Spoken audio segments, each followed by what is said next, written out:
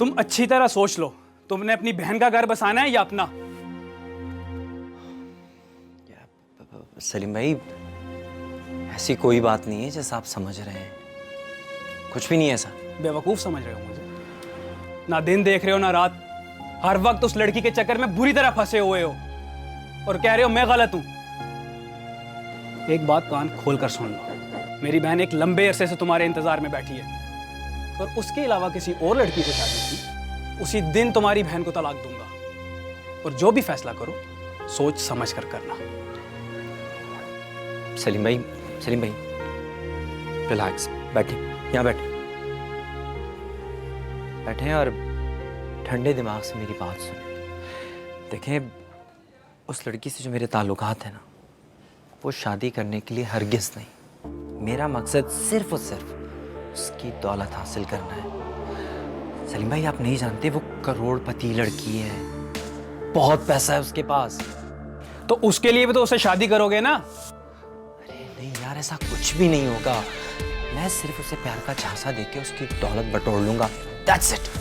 जितना दिमाग तुम्हारा चल रहा है ना एक मिडिल क्लास इंसान का, तुमसे बड़े खानदान में रहती है वो, और उससे कहीं गुना बड़े घर में भी। अरे यार, ये आप मुझ पर छोड़ दें। मेरा आपसे एक वादा है, मैं दौलत हासिल करने के बाद शादी सिर्फ और सिर्फ तानिया से करूंगा। और फिर जरा सोचें, जब मेरे पास इतना पैसा होगा, इतनी दौलत होगी, उस पर किसका हक होगा? कौन याशी करेगा उस पे? यकीनन तानिया याशी करेगी, है कि नहीं?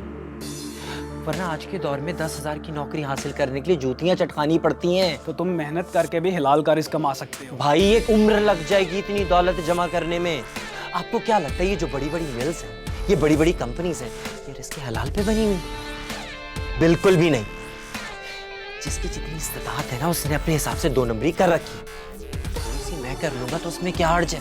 हाँ, बहती गंगा में हाथी तो धो रहा हूँ, इसमें सबका फायदा है। हमारी जिंदगी बन जाएगी, तानिया का फायदा है। सोचें। ताकि चोरी छुपे तुम उसे निकाह कर लो और गायब हो जाओ। बहुत चालाक समझते हो खुद को। गलत समझ रहे हैं। सिर्फ एक बार ठंडे दिमाग से मेरी बात पर गौर करें, इसमें हमारा फायदा ही फायदा है। ठीक है,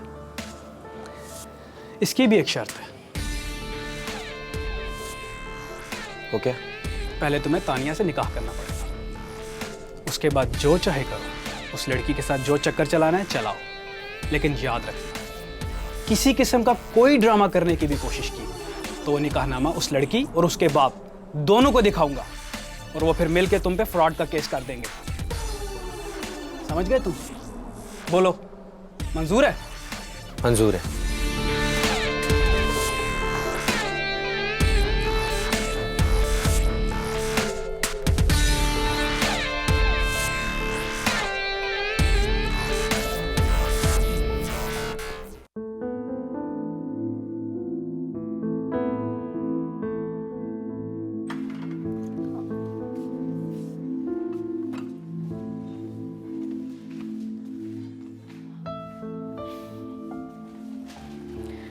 गुड मॉर्निंग।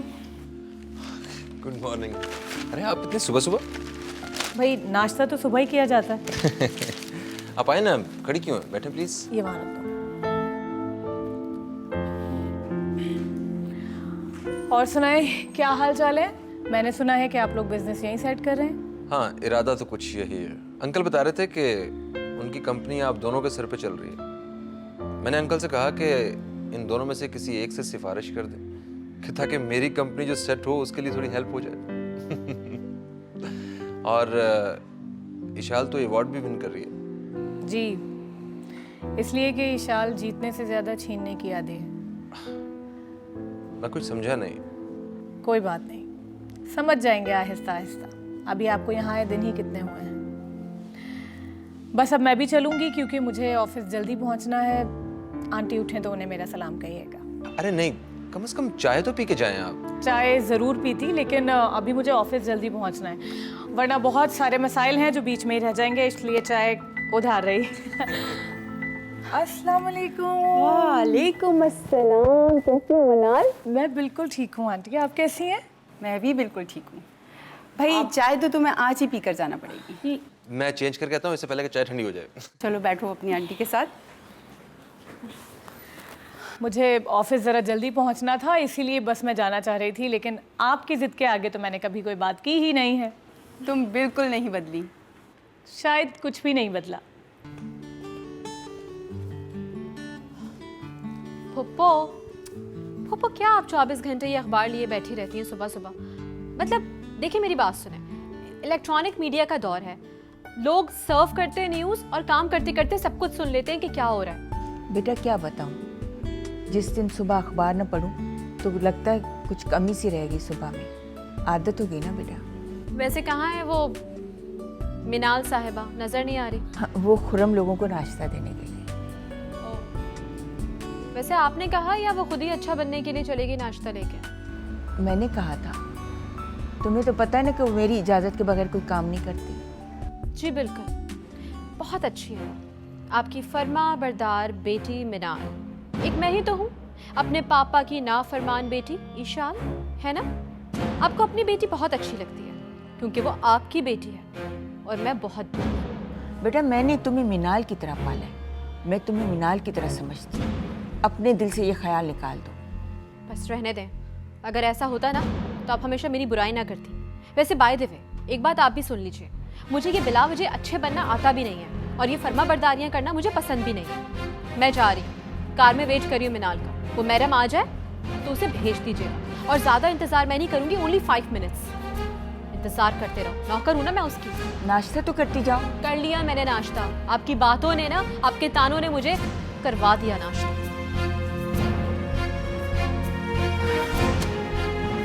क्या हो जाता है इसको, बात बात पर उखड़ी रहती है। हालांकि मेरे दिल में इसके लिए कोई भी ऐसी बात नहीं। आपकी गर्मा गर्म चाय।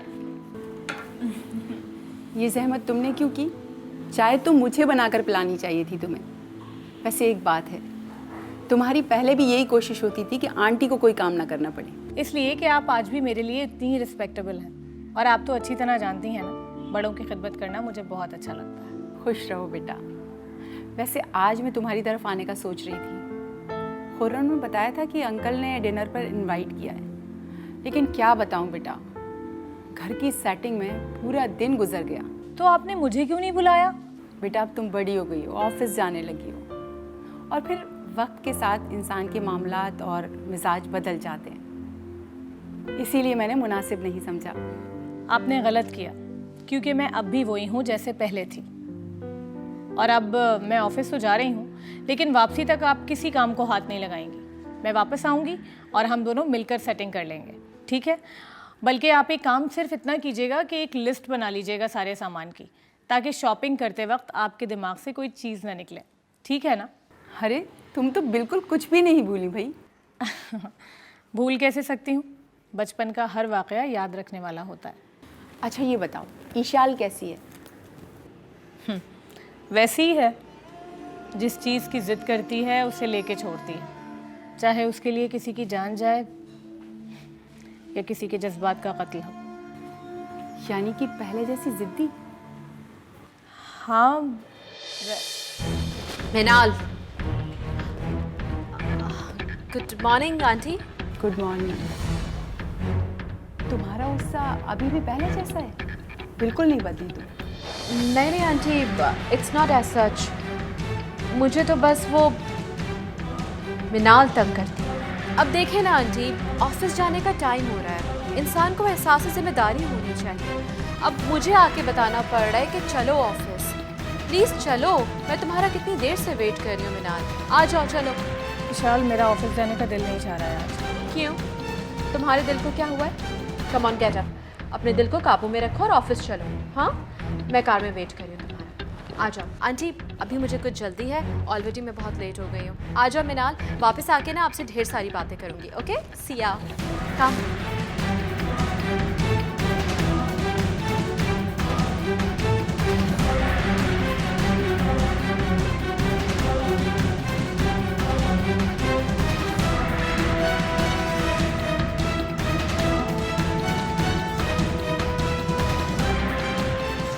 विशाल साहब, इस तरह आप हमारे घर आए और हेलो हाय किए बगैर वापस चले जाए, ये अच्छी बात नहीं है।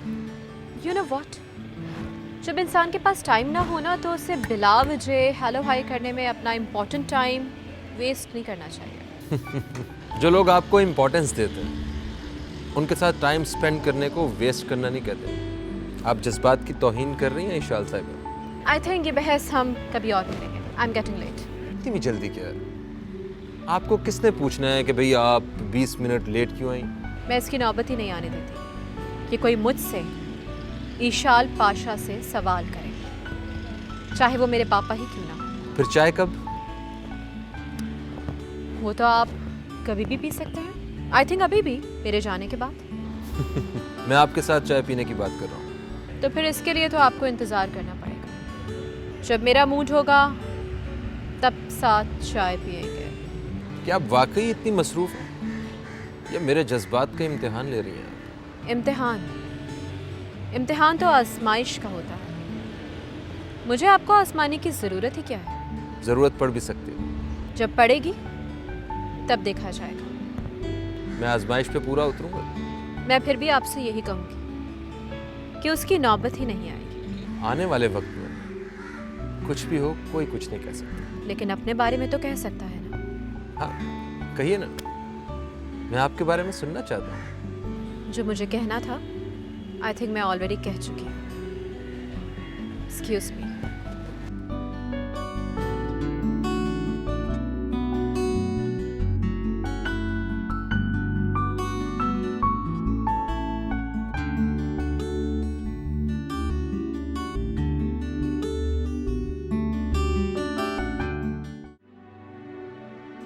आप ही अब चाय दे रही हैं, मैं जाऊं? हाँ हाँ आ गई।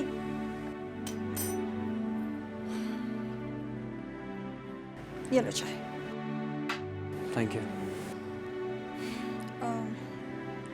देखो समद, जो लड़की तुम्हें सिर्फ अपना दोस्त मानती है, तुम उसके पीछे क्यों पड़े हो? तुम्हें ये ख्याल क्यों नहीं आता कि तुम्हारी वजह से मेरा घर खराब हो जाएगा? आप ही ऐसा कुछ नहीं होगा, मैं जानता हूँ। और वैसे भी मेरी सलीम भाई से बात हो गई, मैंने उनको समझाया है कि मेरा उस लड़की के साथ कोई चक्कर नहीं है। वी आर जस्ट फ्रेंड्स, अच्छे दोस्त हैं हम। तो दोस्ती भी क्यों रखते हो उससे? तुम्हें पता तो है सलीम की नेचर का। और वैसे आपस की बात है, तानिया बहुत अच्छी लड़की है, कोई कमी नहीं उसमें। सलीम ने उसे तालीम देने में कोई कसर नहीं छोड़ी और माशाल्लाह फाइनल ईयर की एग्ज़ाम दे रही है। कल मेरी फ़ोन पे बात हुई थी, अब उसकी जॉब भी स्टार्ट हो जाएगी। समझ, वो तुम्हें बहुत खुश रखेगी। और जिस लड़की के तुम ख्वाब देख रहे हो ना, ऐसी लड़कियों को हमारी क्लास के लोग सारी ज़िंदगी भी खुश करने की कोशिश करें ना तो नहीं कर सकते, क्योंकि हम वो उन्हें तर्ज़ ज़िंदगी नहीं दे सकते जिनके वो आदी होते हैं। कमाल करती हैं। मैं उसे कुछ देने की कोशिश नहीं कर रहा, मैं तो उल्टा उससे कुछ निकलवाने के चक्कर में। और आप तानिया की बात कर रही हैं। आप बहुत अच्छी तरह जानती हैं तानिया से मेरी कोई कंपैटिबिलिटी नहीं है, कोई अंडरस्टैंडिंग नहीं। वो हार्डली कुछ महीने यहाँ पे रुकी होगी। इस दौरान मेरी उससे बहुत कम मुलाकातें हुई। उसका ज़्यादातर वक्त तो हॉस्टल में गुजरा। और सलीम भाई, इसी मोहल्ले की कई लड़कियां यूनिवर्सिटी और कॉलेज जाती। समझ नहीं आता मुझे। लेकिन सलीम को शुरू से ये अच्छा नहीं लगता। वो कहते हैं जो लड़कियां रोज़ लोगों की नज़रों से गुजरती हैं, दूसरों की नज़रें उन पे अच्छी नहीं होती। ये सलीम भाई की मंतक ना मेरी समझ में नहीं आती। देखो समझ, मैं तुम्हें क्या कह रही हूँ, तुम उस लड़की को अपने दिलो दिमाग से निकालो और सिर्फ तानिया के बारे में सोचो। अभी मेरा दिमाग ना इतना काम करता है कि मैं एक वक्त में दो लोगों के बारे में बहुत आसानी से सोच सकता हूँ। इसलिए मेरी आपसे रिक्वेस्ट है कि अपने छोटे से दिमाग पे इतना जोर मत डालिए। तुम कभी नहीं सुधरोगे।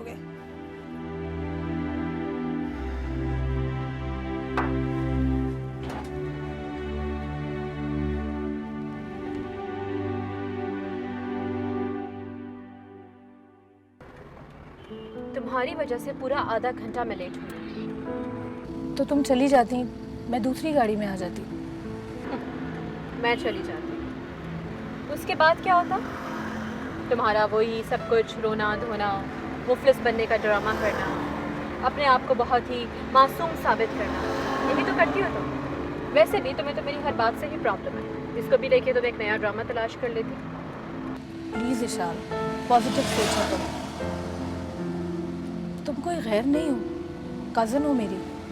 यही तो प्रॉब्लम है कि मैं तुम्हारी कज़न और तुम मेरी कज़न। लेकिन गौर करो खुद पे, लगती हो मेरी कज़न। तुम्हें देख के तो ऐसे लगता है कि जैसे तुम किसी पुराने ढकियानूसी फैमिली की एक घरेलू सी लड़की हो। लो खींचिए। खुद को इतना सुपीरियर मत समझा करो ईशा। और अगर मैं तुम्हें मिडिल क्लास की घरेलू लड़की लगती हूँ ना तो बहुत अच्छी बात है, क्योंकि मेरी नज़र में लड़की को घरेलू ही होना चाहिए, इसलिए कि औरत घर चलाती है, इसीलिए उसका घरेलू होना बहुत ज़रूरी है। और तुम्हें पता है, लड़की अगर घरेलू नहीं होती ना तो उसे घर चलाने के लिए दूसरी औरत की ज़रूरत पड़ती है, और अक्सर वो दूसरी औरत उसके हस्बैंड को ढूंढनी पड़ती है।